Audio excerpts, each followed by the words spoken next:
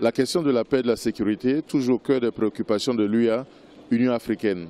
Le continent compte de nombreux foyers de tensions et de conflits dont l'organisation continentale discute avec son partenaire de l'Union européenne qui contribue au financement de certaines missions.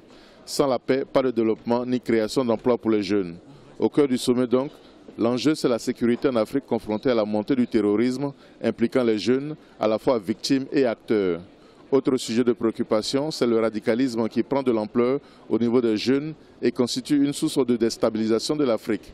Cela est accentué par la crise des migrants en Libye qui fait des jeunes en situation de détresse des cibles propices à la radicalisation. À chaque fois, ce sont nos jeunes qui sont au centre de l'enjeu, de la manipulation.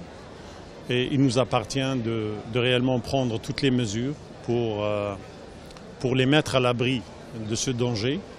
Mais évidemment, la réponse sécuritaire à elle seule ne suffit pas. L'approche doit être holistique. Elle doit évidemment être sécuritaire militaire, mais aussi il faudra qu'on investisse dans le développement. Actuellement, il y a 3 situations qui retiennent l'attention du comité de paix et de sécurité de l'UA se réunissant mensuellement. La Corne de l'Afrique, le Sahel et les Grands Lacs. Les forces de l'Union africaine ont fait la preuve de leur capacité en matière d'intervention et d'opération de maintien de la paix. Que ce soit pour donc renforcer les capacités des pays, et là nous avons des outils, donc le dernier est Afripol. Nous avons le Centre d'études de recherche sur le terrorisme. Nous avons lancé, comme vous le savez, le processus de Nouakchott qui s'occupe de tout le Sahel. Nous avons lancé le processus de Djibouti qui s'occupe de toute l'Afrique de l'Est.